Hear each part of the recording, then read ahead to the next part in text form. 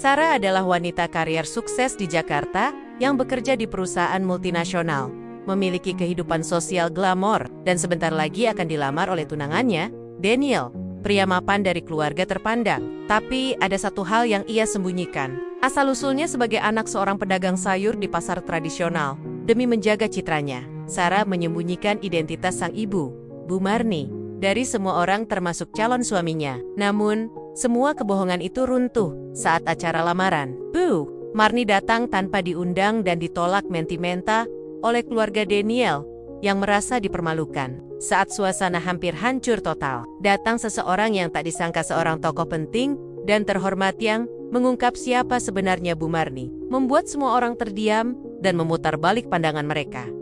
Cerita ini menggali rasa malu, penyesalan, kasih ibu, dan pencarian jati diri, dikemas dengan gaya santai, emosional, dan membumi. Di balik blazer mahal dan heels branded yang dipakai Sarah setiap hari, ada satu rahasia besar yang selalu ia sembunyikan ropet-ropet, asal-usulnya.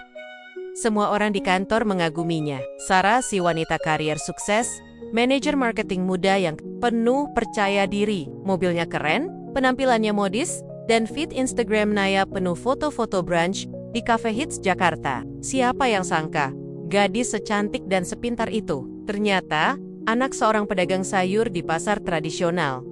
Dan itu bukan sekadar pasar biasa, pasar Cibening, pasar becek yang baunya campuran antara ikan asin, tahu busuk, dan tanah basah. Di sanalah Bu Marni, ibunya, menggelar lapak sayur sejak Sarah kecil. Berangkat subuh, pulang menjelang sore. Tangannya kasar, wajahnya mulai keriput, tapi senyumnya selalu sama, hangat dan tulus. Namun, semua itu terasa memalukan bagi Sarah. Apalagi sekarang, saat hidupnya sudah naik kelas, dan ia sedang menjalin hubungan serius dengan Daniel, cowok mapan lulusan luar negeri, kerja di konsultan ternama, dan berasal dari keluarga terpandang, yang kalau bicara saja berasa sedang presentasi. Ted say, Sarah sudah pacaran 2 tahun dengan Daniel, dan kini, hubungan mereka mulai menuju tahap yang lebih serius. Daniel sudah bilang akan melamar dalam waktu dekat. Ibu Daniel pun sempat meminta Sarah hadir dalam makan malam keluarga. Itu artinya, levelnya sudah bukan sekadar pacar main-main. Tapi, justru di titik inilah, rasa cemas Sarah makin menjadi-jadi. Ia belum pernah menceritakan siapa ibunya. Bahkan, sejak awal pacaran, ia sudah membunuh sosok Bu Marni dari kisah hidupnya. Katanya, orang tuanya sudah meninggal karena kecelakaan waktu dia SMA.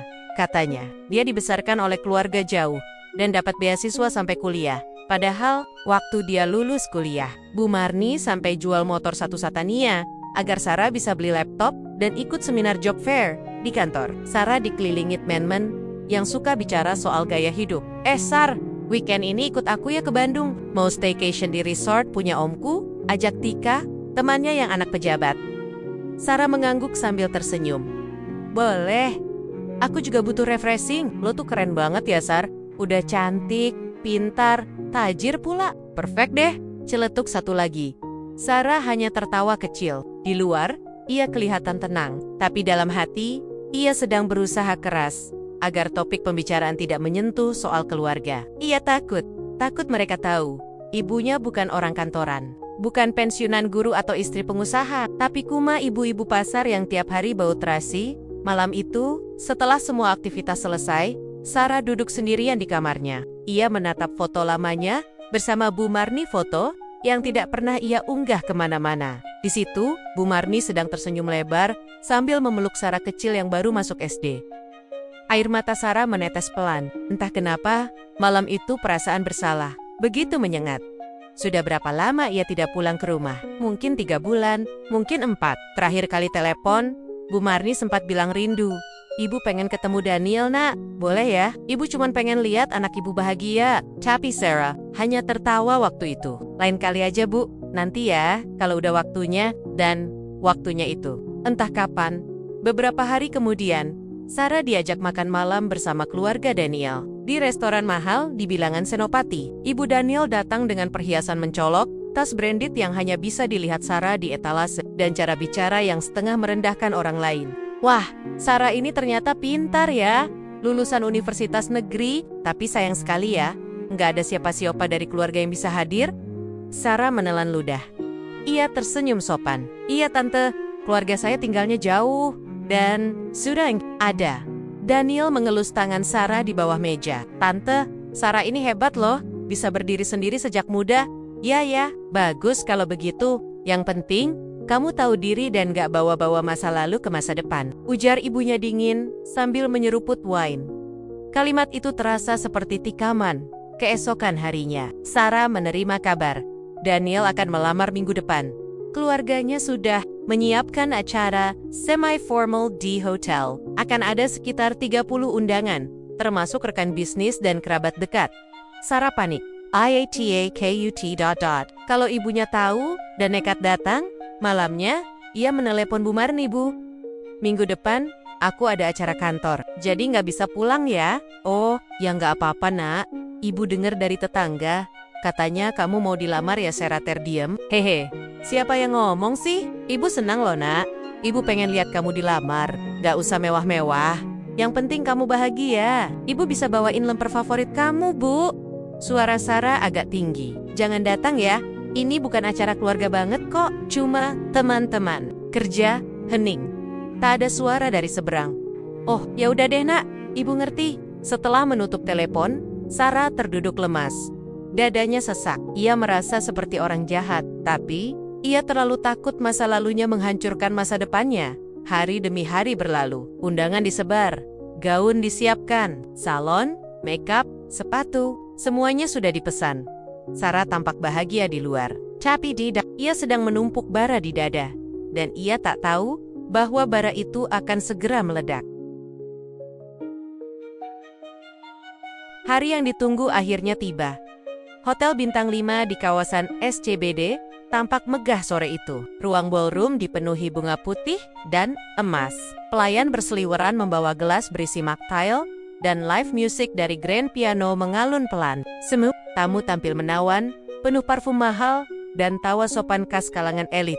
Di tengah ruangan itu, Sarah berdiri anggun dengan gaun pastel yang pas di tubuhnya. Make-up-nya flawless, senyumnya sempurna. Tapi, hanya dia yang tahu di balik senyum itu, hatinya seperti dihantam badai. Sejak pagi, jantungnya berdebar tak karuan. Ia tahu, hari ini bisa jadi momen paling bahagia sekaligus paling menyakitkan dalam hidupnya.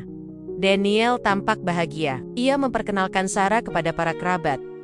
Ini calon istriku. Cantik, kan? Sarah hanya tersenyum dan menunduk. Di tengah-tengah tawa dan kamera, matanya terus melirik ke pintu. Pintu terbuka. Dadanya mencelos. Ia takut. Ia cemas.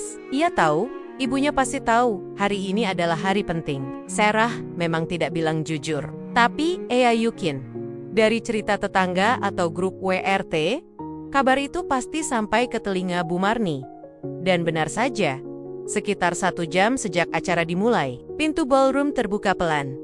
Seorang wanita parubaya masuk dengan langkah ragu. Pakaiannya sederhana, kebaya coklat tua dan rok batik. Rambutnya disanggul rapi, dan di tangannya ada bungkusan kado kecil berbalut kertas bergambar bunga. Bu Marni berdiri di depan pintu, matanya menyapu ruangan. Ia tersenyum malu-malu, lalu mulai melangkah ke arah tengah ruangan. Sarah membeku. Daniel, yang sedang bercanda dengan tamunya, berhenti tertawa. Ibu Daniel, yang sedang menyesap teh, langsung menurunkan cangkirnya dan memasang ekspresi heran. Sarah, bisik Daniel. Itu siapa? Sarah tak menjawab. Ia hanya menatap ibunya, seakan berharap bumi terbuka dan menelannya hidup-hidup. Beberapa tamu mulai berbisik. Seorang pria berjas mencolek temannya. Itu siapa? Kayaknya bukan undangan, Sarah. Bu Marni akhirnya sampai di dekat mereka. Ia menatap putrinya dengan mata berbinar. Nak, ibu datang. Maaf ya ibu telat, ibu sempat nyasar tadi. Tapi akhirnya ketemu juga. Semua orang diam. Bu Marni mencoba tersenyum, tapi matanya mulai berkaca-kaca. Ia mendekatkan bungkusan kecil ke Sarah. Ibu buatin lemper kesukaan kamu. Ibu tahu kamu suka yang isi ayam. Sarah berdiri kaku, tangannya gemetar. Ia menatap Daniel, lalu menatap ibunya, lalu menunduk. Ia tak sanggup berkata apa-apa. Permisi. Tiba-tiba suara lantang terdengar. Itu suara ibu Daniel. Cepat, matanya tajam. Maaf bu, Anda siapa ya? Tanyanya dengan suara tinggi yang tetap dibuat sehalus mungkin. Saya, ibunya Sarah, jawab Bu Marni pelan. Oh, Ibu Daniel tertawa sinis. Maaf, saya kira ini acara resmi. Saya pikir semua keluarga sudah disaring oleh pihak keluarga wanita. Wajah Bu Marni mulai pucat. Saya nggak maksud mengganggu, Bu. Saya cuma ingin lihat anak saya bahagia. Dengan datang tiba-tiba seperti ini, nada bicara Ibu Daniel meninggi dengan penampilan seperti ini. Matanya menatap kebaya Bu Marni dari atas sampai bawah. Kami ini keluarga terhormat, Bu. Kami menjaga nama baik. Ibu, Sarah akhirnya bersuara pelan. Maaf, sebaiknya Ibu pulang dulu. Semua mata kini tertuju pada Sarah. Bu Marni terdiam. Senyum di wajahnya perlahan hilang. Ia menatap anaknya. Gadis yang dulu ia bonceng naik motor bebek ke sekolah, yang ia banggakan ke setiap pembeli di pasar, kini berdiri di depannya dan mengusirnya. Oh, Ibu ngerti, Nak. Suara Bu Marni gemetar. Maaf, Ibu nggak bermaksud bikin malu. Ia meletakkan bungkus lemper di atas meja, lalu perlahan membalikkan badan. Langkahnya gontai, terseret pelan menuju pintu. Tidak ada satupun yang menahannya. Tidak Sarah, tidak Daniel, tidak siapapun. Saat pintu tertutup kembali di belakang tubuh ringkih itu, suasana ruangan tetap sunyi. Beberapa orang pura-pura sibuk main HP. Beberapa melirik Sarah dengan tatapan yang sulit dijelaskan antara kasihan, heran, dan bingung. Setelah acara selesai, Sarah masuk ke toilet hotel dan mengunci diri di dalam. Ia terduduk di lantai dingin, memeluk lutut, dan menangis tanpa suara. Make up-nya luntur, air matanya tak terbendung. Dia ingat wajah ibunya tadi, matanya yang main kari-kari anaknya, dengan harapan, senyumnya yang lembut meski diperlakukan tak pantas, dan yang paling menghantam hati diamnya. Ibu tidak marah, tidak membentak, tidak mempertanyakan kenapa anaknya bersikap begitu kejam. Ia hanya pergi. Malam itu, Sarah duduk di apartemennya sendirian. Ia memandangi bungkus lemper yang dibawanya pulang yang tadi, ditinggalkan ibunya di meja. Masih hangat, masih harum. Tangisnya pecah lagi. Di luar sana, semua orang memuji acara lamarannya. Tapi di dalam hati, ia merasa seperti gadis kecil yang kehilangan satu-satunya pelindung di dunia. Dan ia tidak tahu, apakah masih sempat memperbaikinya. Sudah 3 hari sejak acara lamaran. Tapi buat Sarah, rasanya seperti 3 tahun. Ia tak bisa tidur, tak bisa makan, bahkan tak sanggup melihat wajahnya sendiri di cermin. Di media sosial, acara lamarannya masih ramai dibicarakan. Beberapa unggahan dari tamu yang hadir menampilkan mamon-maman bahagia sebelum insiden itu, dan meski tidak ada yang secara torang-torangan menyebut siapa wanita tua yang datang tiba-tiba, beberapa orang mulai bertanya-tanya. Sar, itu beneran ibumu ya yang datang kemarin? Katanya kamu yatim piatu. Sarah hanya bisa membalas dengan emoji senyum atau diam sama sekali. Hari itu, ia sedang duduk lemas di ruang kerjanya, menatap layar laptop yang tak ada isinya. Lalu sekretaris Daniel menelepon. Sarah, bisa ke kantor Daniel sekarang? Ada seseorang yang mau bicara. Siapa? Pak Arman? Sarah terdiam. Nama itu tak asing. Pak Arman adalah salah satu tokoh penting di dunia bisnis dan sosial. Pengusaha sukses yang juga dikenal sebagai filantropis dan pembicara nasional. Dengan rasa penasaran yang bercampur takut, Sarah bergegas ke kantor Daniel. Di sana, ia disambut langsung oleh Daniel dan Pak Arman. Lelaki parubaya itu mengenakan kemeja putih bersih dan senyum hangat. Tapi yang paling mengejutkan adalah kalimat pertamanya. Kamu, anaknya Bu Marni ya? Sarah langsung tertegun. Matanya membelalak. Pak Arman melanjutkan. Aku tahu dari fotomu. Mirip sekali. Waktu aku lihat berita lamaran kalian dan ada insiden itu, aku langsung cari kamu. Sarah hanya bisa mengangguk pelan. Masih bingung. Daniel menatap Pak Arman dengan bingung. Maaf Pak, Bapak kenal dengan ibunya Sarah? Pak Arman tertawa kecil, lalu duduk. Bukan cuma kenal, aku ini berutang nyawa pada beliau. Cerita dimulai lebih dari 20 tahun lalu. Saat itu, Pak Arman belum seterkenal sekarang. Ia masih pengusaha muda yang suka ke pasar, cari inspirasi untuk usahanya. Suatu hari, saat sedang belanja bahan makanan di pasar Cibening, ia tiba-tiba kena serangan jantung ringan. Orang-orang hanya menonton, tak tahu harus bagaimana, tapi Bu Marni, tanpa pikir panjang, langsung menolong. Ia melepaskan dagangannya, berteriak minta tolong, menyiramkan air, dan memanggil tukang becak untuk membawanya ke puskesmas terdekat. Dia bahkan meninggalkan lapaknya seharian penuh rugi besar demi menyelamatkan nyawa orang asing. Itu, aku terus cari cara untuk membalas budi beliau, ujar Pak Arman. Aku tanya, punya anak? Katanya punya.